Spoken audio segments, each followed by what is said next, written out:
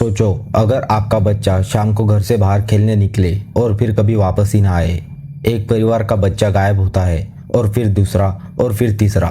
ऐसे करते करते ना जाने कितने परिवारों के बच्चे गायब होते हैं। हर बार जब परेशान माँ बाप पुलिस के पास जाते हैं तो उन्हें एक ही जवाब मिलता है, शायद कहीं चला गया होगा, आ जाएगा।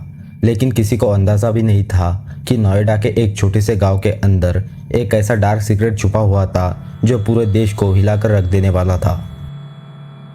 दिसंबर 2006 की आखिरी दिनों में जब पुलिस ने एक बंगलों के पीछे खोदना शुरू किया तो वहां से जो मिला उसने सबको शॉक कर दिया था। जमीन के नीचे से एक के बाद एक इंसानी हड्डियां और मासूम बच्चों के कपड़े मिलने लगे।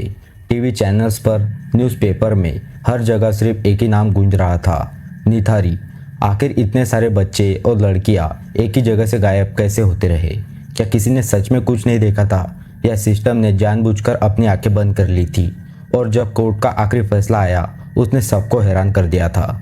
क्या इस केस में वाकई पूरा सच सामने आया है या कई सवाल आज भी बिना जवाब के दफन है? Welcome to SS unfilter. और आज हम बात कर रहे हैं इंडिया के सबसे बड़े और कंट्रोवर्शियल केस की, द निथारी सीरियल किलिंग्स केस।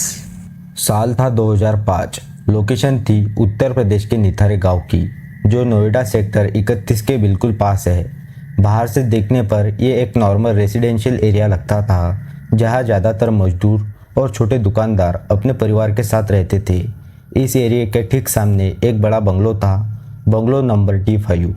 इस बंगलो के ओनर थे एक बिजनेसमैन मोनिंदर सिंह पंढेर, और उनका घर का पूरा काम करने वाला उनका सर्वेंट सुरेंद्र कोहली संभालते थे। 2005 से ही निथारी गांव से अचानक छोटे छोटे बच्चे गायब होना शुरू हुए। कोई 8 साल का था, कोई 10 साल का था, कुछ जवान लड़कियां भी अचानक लापता होने लगी। विक्टिम के परिवार जब लोकल पुलिस स्टेशन जाते थे तो उनका आरोप था कि पुलिस उनकी कंप्लेंट सीरियसली नहीं ले रहे। बहुत से परिवार वालों को बोला जाता था कि उनके बच्चे खुद से भागे होंगे, थोड़ा वेट कर लो। फिर आई 29 दिसंबर 2006 की वो तारीख जिसने इस पूरे मामले को बदल कर रख दिया था।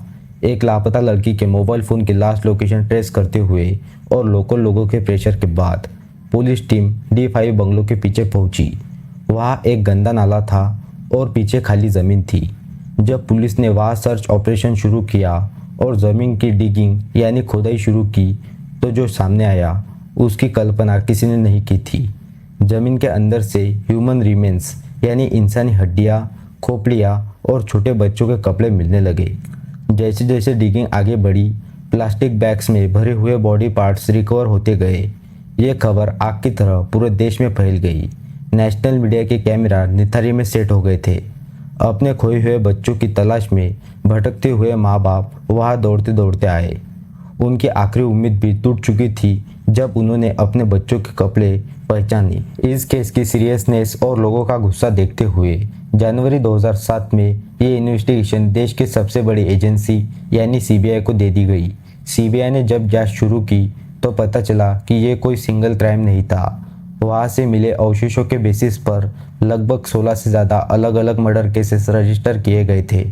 हर एक विक्टिम के लिए अलग FIR दर्ज हुई थी और हर एक केस का ट्रायल कोर्ट में अलग अलग चला था। इन्वेस्टिगेशन के दौरान सुरेंद्र कोहली ने पुलिस के सामने अपना कन्फेशन किया, यानी अपना गुनाह कबूल कर लिया था। उन्होंने बताया कि वो कैसे बच्चों को लालच देकर बंगलों के अंदर बुलाते थे, उनका गला घोटते थे और उनके साथ जिंदगी करते थे। लेकिन हमारे लीगल सिस्टम में एक सबसे बड़ा सवाल खड़ा हुआ, क्या सिर्फ एक कन्फेशन के बेसिस पर किसी को फांसी की सज़ा दी जा सकती है क्या? लॉ के मुताबिक कन्फेशन के साथ साथ इंडिपेंडेंट फॉरेंसिक और मेडिकल एविडेंस का होना भी उतना ही ज़रूरी होता है।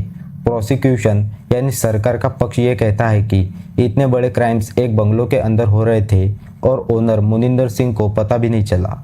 वहीं दूसरी तरफ डिफेंस काउंसिल यानी उनके वकील कह रहे थे कि उनके क्लाइंट ज़्यादातर बिजनेस ट्रिप पर रहते हैं और उनके खिलाफ कोई डायरेक्ट एविडेंस भी नहीं है।